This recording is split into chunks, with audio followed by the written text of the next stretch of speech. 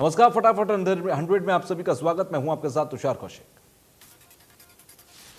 प्रधानमंत्री नरेंद्र मोदी की अध्यक्षता में केंद्रीय मंत्रिपरिषद की बैठक होगी। ये बैठक राष्ट्रपति भवन के ऑडिटोरियम में की जाएगी। आमतौर पर यह बैठक राष्ट्रपति भवन में आयोजित नहीं होती है। केंद्रीय मंत्रिपरिषद की बैठक में प्रधानमंत्री मोदी के नेतृत्व में सरकार के कई मंत्री शामिल होंगे। राष्ट्रपति भवन में होने वाली यह बैठक काफी अहम मानी जा रही है। बैठक के बाद डिनर का भी आयोजन है। कैबिनेट मंत्री अनिल विज ने कहा कि पंजाब के मुख्यमंत्री अमरिंदर सिंह ने किसानों को भड़काने का काम किया। उनका किसानों को कहना है कि हरियाणा में या दिल्ली में जाकर जो करो चाहो करो, गैर जिम्मेदाराना बयान है। फरीदाबाद के खोरी गांव मामले पर सुप्रीम कोर्ट में आज सुनवाई। कोर्ट ने वन विभाग की जमीन पर बने अवैध निर्माणों को तोड़ने के आदेश दिए। फरीदाबाद प्रशासन स्टेटस रिपोर्ट दे सकता है। हाथीन के चिल्ली गांव के अंदर बुखार से हो रही मौतों का सिलसिला लगातार जारी है। बुखार से 3 महीने के बच्चे ने दम तोड़ दिया। 12 दिनों में अब तक 10 बच्चों की मौत हो चुकी है। डबवाली शहर के अंदर एक साथ डेंगू के 4 नए मामले सामने आने के बाद स्वास्थ्य विभाग में हड़कंप मच गया। डेंगू के बढ़ते कहर से लोगों में भयंकर माहौल है। स्वास्थ्य विभाग ने तुरंत प्रभाव से टीमें लार्वा जांच करने के लिए मैदान में उतार दी हैं। नए मामले सामने आने के बाद सिरसा में डेंगू मरीजों की संख्या कुल अब 5 हो गई है। स्वास्थ्य विभाग ने डबवाली के अंदर 7 नए सैंपल लिए, जिसे जांच के लिए लैब में भेज दिया गया और 2 जगह लार्वा मिलने पर नोटिस जारी किया गया। कबाड़ियों को भी साफ सफाई रखने को कहा गया है। गुरुग्राम में मिस्ट्री फीवर के दस्तक के बीच स्वास्थ्य विभाग अलर्ट पर है। पलवल में लगातार मिस्ट्री फीवर का कहर जारी है, जिसे लेकर अब गुरुग्राम स्वास्थ्य विभाग भी सतर्क हो गया है। सीएमओ ने कहा कि गुरुग्राम में फिलहाल कोई मिस्ट्री फीवर का केस नहीं मिला। डेंगू, मलेरिया और वायरल फीवर के मामले सामने आ रहे हैं। सीएमओ ने कहा कि आने वाले दिनों में डेंगू के मामले बढ़ने की आशंका है। गुरुग्राम में किसी भी तरह के फीवर से कोई मौत नहीं हुई है। शहर के सभी प्राइवेट अस्पतालों को अलर्ट पर रखा गया।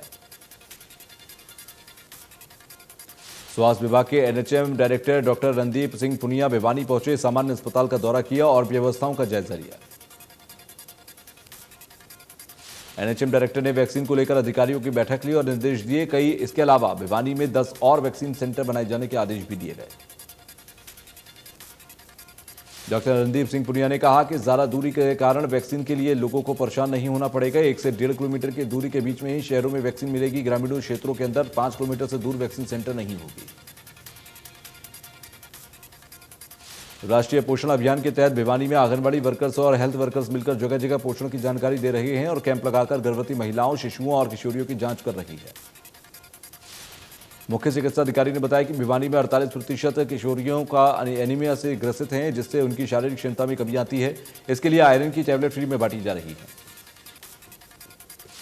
अभियान के दौरान हर गांव में जाकर कुपोषण को लेकर जागरूक किया जा रहा है। राष्ट्रीय पोषण मिशन के तहत 2022 तक देश में कुपोषित बच्चों का प्रतिशत 38 से घटाकर 25% लाने की लक्ष्य रखा गया है। नूह में 4 साल से स्कूल भवन टूटने के बाद प्राइमरी स्कूल में पढ़ने को मजबूर छात्राओं के लिए अब जल्दी ही 2 मंजिला आलीशान स्कूल भवन का निर्माण शुरू हो सकता है। मामला अब शिक्षा मंत्री के दरबार में पहुंच चुका है। नूह दौरे के दौरान शिक्षा मंत्री कंवरपाल गुर्जर को पिनगवां कस्बे के लोगों ने एक समस्या को दूर करने के लिए मांग पत्र सौंपा। शिक्षा मंत्री ने लोगों को भरोसा दिलाया कि जल्द ही इस समस्या का समाधान किया जाएगा। जिला शिक्षा अधिकारी ने कहा कि विभाग ने स्कूल निर्माण के लिए केस भेजा हुआ है। एक बार राशि भी मंजूर हो चुकी है, लेकिन भवन के हिसाब से वो राशि कम है थी, इसलिए दोबारा से फाइल चंडीगढ़ भेजी गई और 3 करोड़ रुपए की राशि मंजूर करने की अपील की गई। करनाल के अंदर गांव कल्हेड़ी में यूनिवर्सल एकेडमी स्कूल पर 4 छात्रों का 1 साल बर्बाद करने का आरोप लगा है। छात्रों के पिता की शिकायत पर खंड शिक्षा अधिकारी ने मामले की जांच शुरू कर दी। छात्र के पिता का आरोप है कि जबरन फीस वसूलने के लिए स्कूल प्रबंधन ने उनके बच्चों को एसएलसी नहीं दी, जिसकी वजह से छात्रों का एडमिशन नहीं हुआ और 1 साल खराब हो गया। निजी स्कूल के खिलाफ कड़ी कार्रवाई होनी चाहिए। खंड शिक्षा अधिकारी के सामने दोनों पक्षों ने अपनी बात रखी। स्कूल के निदेशक का कहना है कि जब एसएलसी की अर्जी दी गई तब तक सीबीएसई में रजिस्ट्रेशन हो चुके थे। छात्रों ने ऑनलाइन क्लास भी अटेंड की। फीस के बाद एसएलसी देने की बात कही थी। हिसार की चौधरी चरण सिंह हरियाणा कृषि यूनिवर्सिटी की छात्रा का चयन इसरो ने किया। छात्रा उन 10 भाग्यशाली छात्रों में से एक है जिन्हें देश भर के अंदर इसरो ने अपने साथ के लिए चयनित किया। छात्रा 1 साल तक इसरो और इसी डिग्री से के दूसरे साल की पढ़ाई नीदरलैंड की यूनिवर्सिटी ऑफ 20 आईटीसी से करेगी। छात्रा शिवांशी कोसली के गांव खुशपुरा की रहने वाली है। कैथल में रोडवेज कर्मचारियों ने बस अड्डे पर तालमेल कमेटी के बैनर तले पंजाब सरकार के खिलाफ प्रदर्शन किया और नारेबाजी का रोष जताया। कर्मचारी नेताओं का कहना है कि पंजाब में रोडवेज के अंदर लगभग 90% कर्मचारी कच्चे हैं और वो लंबे समय तक से मांग कर रहे हैं कि कच्चे कर्मचारियों को पक्का किया जाए और समान काम समान वेतन दिया जाए। कर्मचारी नेताओं ने कहा कि पड़ोसी राज्य होने के नाते हरियाणा के रोडवेज कर्मी अब उनके समर्थन में आ गए हैं। कर्मचारियों ने अपनी मांगों को लेकर ज्ञापन भी सौंपा। आज हिंदी दिवस मनाया जा रहा है। पीएम मोदी ने ट्वीट कर देशवासियों को बधाई दी। लिखा कि इस हिंदी को सक्षम भाषा और समर्थ भाषा बनाने में अलग अलग क्षेत्रों में लोगों ने उल्लेखनीय भूमिका निभाई है। तो वहीं राज्यपाल बंडारू दत्तात्रेय ने ट्वीट कर हिंदी दिवस की शुभकामनाएं सभी को दी। लिखा कि देश की आजादी में हिंदी का महत्वपूर्ण योगदान है। तो वहीं सीएम मनोहर लाल ने ट्वीट कर राष्ट्रीय चेतना का प्रतीक और संस्कारों की संवाहिका हिंदी का सभ्यता के विकास में अतुलनीय योगदान है। ये कहा, सभी मिलकर देश की एकता के सूत्र में पिरोने वाली हिंदी का गौरव बढ़ाएं।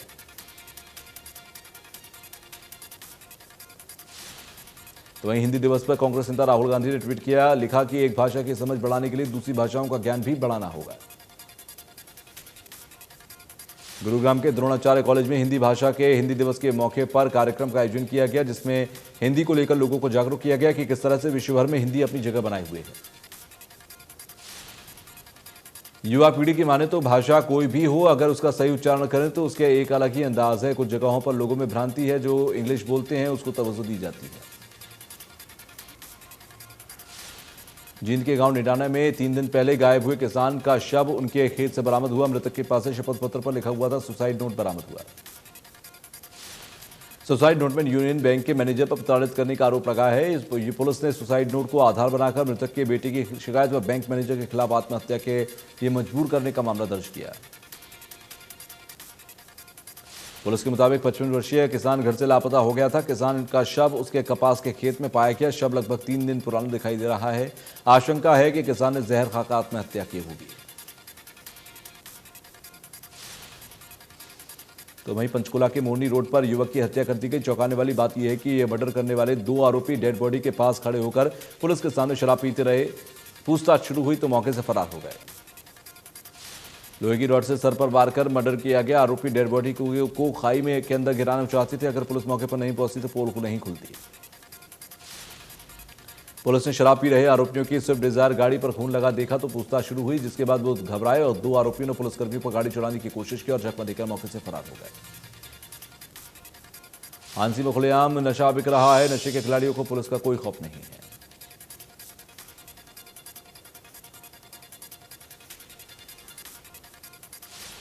नशा बेचने का कारोबार करने वाले लोगों ने न्यू ऑटो मार्केट, समाधा मंदिर रोड और जींद बाईपास पर अपने ठिकाने बनाए हुए हैं। पूरा दिन महिलाएं मादक पदार्थ बेचती हैं। पुलिस का कहना है कि रेड की गई थी लेकिन कुछ मिला नहीं।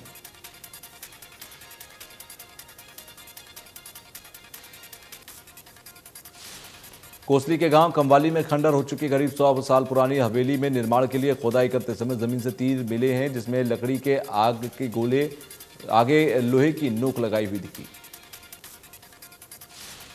हवेली के मालिक ने बताया कि जब मजदूर खुदाई करने के बाद मलबा हटा रहे थे तो जमीन में उन्हें कुछ दबा हुआ दिखाई दिया। अभी सिर्फ 5 तीर मिले हैं। खुदाई में और भी चीजें मिल सकती हैं।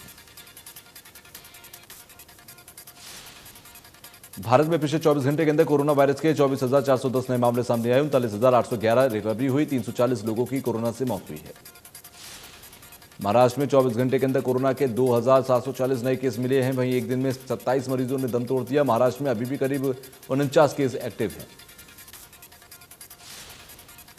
केरल में पिछले 24 घंटे के अंदर कोरोना के 15,000 से ज्यादा नए मामले सामने आए। एक दिन में 99 मरीजों की मौत हुई। केरल में अब भी 2 लाख से ज्यादा केस एक्टिव हैं।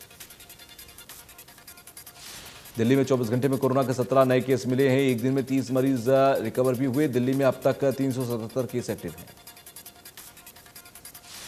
प्रदेश में कम हो रहा कोरोना। पिछले 24 घंटे में कोरोना के 14 नए केस सामने आए। वहीं एक दिन में 34 मरीजों की रिकवरी की भी खबर है। प्रदेश में एक्टिव केस 351।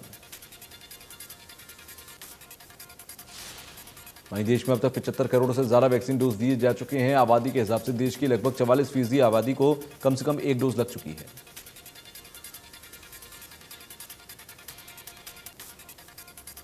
करीब 14% दोनों डोज लग चुकी हैं लोगों को और 18 साल से ऊपर की आबादी के हिसाब से 94 करोड़ में से 60% आबादी को कम से कम एक डोज लग चुकी है। करीब 19% को दोनों डोज लग चुकी है। युवक को खेत में ले जाकर उसे उल्टा टांगकर पिटाई की गई। वीडियो तेजी से सोशल मीडिया पर वायरल हो रहा है। मामला गन्नौर के अगवानपुर गांव का बताया जा रहा है। सोशल मीडिया पर वायरल हुई वीडियो में युवक को पेड़ से उल्टा लटकाकर युवक के दोनों हाथ पैर रस्सी से पीछे की ओर बांधने के बाद उसके कपड़े उतारकर कुछ युवक बेल्ट और डंडों से पिटाई करते दिखाई दिए। पुलिस को इस मामले में कोई शिकायत नहीं मिली है, जिस वजह से मारपीट करने वाले युवक अभी पुलिस की गिरफ्त से बाहर हैं। वीडियो वायरल होने के बाद पुलिस ने जांच की बात कही। वीडियो से मामला छेड़छाड़ का लग रहा है। फरीदाबाद में भ्रष्टाचार के मामले में जिला प्रशासन ने कार्रवाई करते हुए सरपंच, ठेकेदार और पंचायत सेक्रेटरी और ग्राम सचिव के खिलाफ मामला दर्ज किया। भ्रष्टाचार के मामले को लेकर लगभग 4 महीने से ज्यादा समय हो चुका है। वीडियो वायरल हो रहा है जिसमें ग्राम सचिव खुद अपने मुंह से सारे गुनाहों को कबूल कर रहा है। इसके बावजूद भी पुलिस अपनी आंखों पर पट्टी बांधे हुए है। गुरुग्राम में अलग अलग इलाकों में सड़कें हुई बेहाल। गोल्फ कोर्स के एक्सटेंशन रोड पर गड्ढों की वजह से रोज बड़े हादसे होते हैं। गुरुग्राम प्रशासन के सभी दावे फेल नजर आ रहे हैं। गुरुग्राम में अधिकारी लोगों को बेहतर इंफ्रास्ट्रक्चर देने की बात करते नजर आए, वहीं दूसरी तरफ तस्वीरें कुछ और ही बयां कर रही हैं।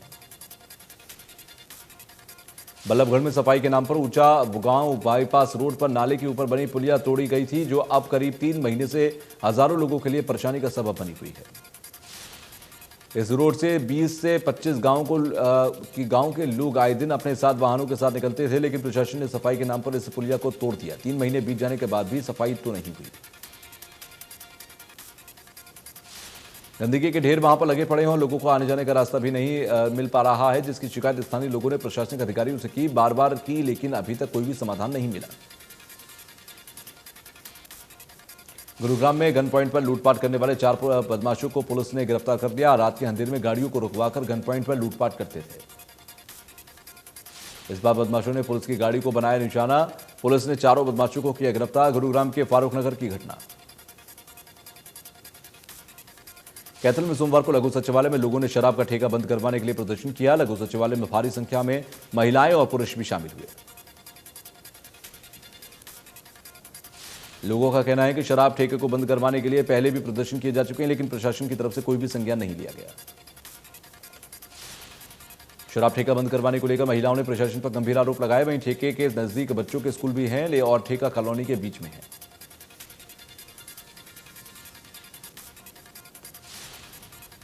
उनका कहना है कि शाम के समय चिकन बेचने वालों को रेडियां लग जाती हैं और लोग बाहर खड़े हो जाते हैं, शराब पीते हैं, गाली गलौज करते हैं।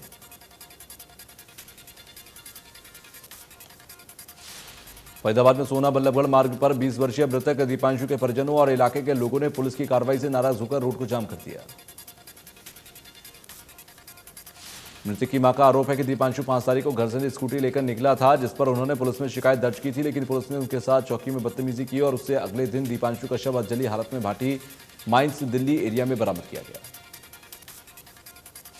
परिजनों ने बताया कि 7 दिनों से ज्यादा का समय बीत गया है, अभी तक पुलिस ने कई मामले में कोई कार्रवाई नहीं की है। परिजनों ने जिन लोगों पर उनको शक था उनके नाम भी दिए। पुलिस अधिकारियों ने लोगों को आश्वासन दिया है कि जल्द ही मामले में कार्रवाई की जाएगी। जाम लगाना किसी बात का हल नहीं हो सकता। गुलाचिका में ग्रामीणों ने कैथल पटियाला स्टेट हाईवे शहीद उधम सिंह चौक पर जाम लगाया। 10 गांव के लोगों ने सरकार और स्थानीय विधायक के खिलाफ प्रदर्शन किया। ग्रामीणों का कहना है कि पिछले कई वर्षों से सड़क न बनने के कारण प्रदर्शन कर रहे हैं। स्थानीय प्रशासन से लेकर मंत्रियों तक गुहार लगाई जा चुकी है, फिर भी सुनवाई नहीं हुई। ग्रामीणों ने आरोप लगाया कि विभाग के हर पथ ऐप पर सैकड़ों बार शिकायत कर चुके हैं। ग्रामीणों ने सरकार द्वारा चलाई गई योजनाओं को हवा-हवाई बताया। प्रदर्शन के दौरान मौके पर पहुंचे डीएसपी, एसडीएम ने नायब तहसीलदार और प्रशासन के सभी रूटों को डायवर्ट करवाया। गुरुग्राम में गत्ता फैक्ट्री में भीषण एक बड़ा हादसा हो गया। फैक्ट्री में काम करने वाले दौरान एक मजदूर के हाथ मशीन में आने से कट गया। घायल मजदूर को गुरुग्राम के एएसआई अस्पताल में भर्ती किया गया, लेकिन मजदूर की हालत गंभीर बताई जा रही है। सफदरजंग अस्पताल रेफर कर दिया गया। गुरुग्राम में शीतला माता मंदिर के सामने युवक की गोली मारकर हत्या कर दी गई। मामले में पुलिस ने 2 आरोपियों को गिरफ्तार किया। पुलिस ने वारदात में इस्तेमाल हथियार भी बरामद कर दिया है। गुरुग्राम पुलिस ने 25,000 रुपए के नामी चोर को गिरफ्तार किया। आरोपी 3 दर्जन से ज्यादा वारदात को अंजाम दे चुका है। दिल्ली एनसीआर में कई बड़ी चोरियों में रह चुका है शामिल, जेल भी जा चुका है। आरोपी पुलिस पूछताछ कर रही है। महम के फरमाना गांव के अंदर कुएं में व्यक्ति का शव मिला। युवक 7 सितंबर से लापता था। शव की पहचान धनपत के रूप में हुई। युवक मानसिक कमजोरी और एक पैर से अपाहिज था। इस मामले में पुलिस को गुमशुदगी की शिकायत दी गई थी। पुलिस ने शव को कब्जे में लेकर पोस्टमार्टम के लिए रोहतक पीजीआई भेज दिया है। रोहतक में नयाबाज गांव के बाईपास पर भालौट माइनर की टेल पर कंकाल मिला, जो कि 3 से 4 महीने पुराना बताया गया।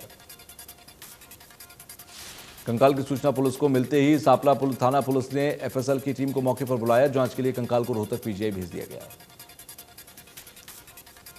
पुलिस का कहना है कि प्रदेश में गुमशुदगी की रिपोर्ट के आधार पर कंकाल की पहचान कराने की कोशिश की जाएगी।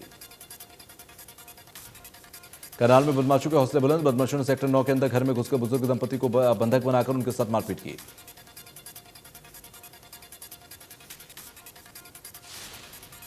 तो वहीं घर में जाते हुए लुटेरों की तस्वीर सीसीटीवी कैमरे में कैद हो गई। बदमाशों ने घर में घुसकर बुजुर्गों के साथ मारपीट की, उन्हें मारने की कोशिश की और 1 घंटे तक घर में आतंक मचाने के बाद मौके से फरार हो गए।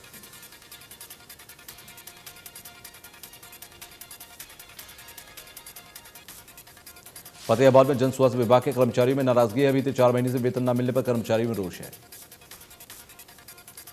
कर्मचारी ने कार्यालय के गेट पर ताला लगाकर नारेबाजी की। अब तक 300 कच्चे कर्मचारियों को वेतन नहीं मिला। उत्तर हरियाणा बिजली निगम ने बड़ा फैसला लिया। बिजली निगम ने पेटीएम से बिल भरने बंद कर दिए हैं। पेटीएम से भरा हुआ बिल मान्य नहीं होगा। इस दौरान बिजली निगम ने लोगों से अपील की है कि लोग पेटीएम से बिजली बिल ना भरें।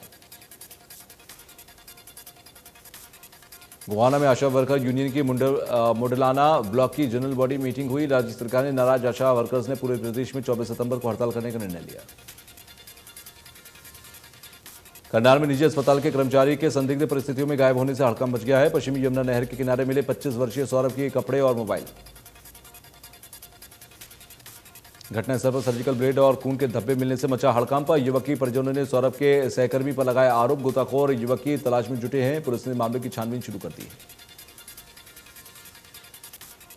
प्रधानमंत्री नरेंद्र मोदी ने अलीगढ़ में राजा महेंद्र प्रताप सिंह के नाम पर स्थापित होने वाली यूनिवर्सिटी की नींव रख दी है। इस दौरान मुख्यमंत्री योगी आदित्यनाथ और राज्यपाल आनंदीबेन पटेल भी मौजूद रहे। पीएम मोदी ने अपने संबोधन में कहा कि देश में हर उस युवा को जो बड़े सपना देखता है, जो बड़े लक्ष्य पाना चाहता है, उसे राजा महेंद्र प्रताप सिंह के बारे में जरूर जानना चाहिए, जरूर पढ़ना चाहिए।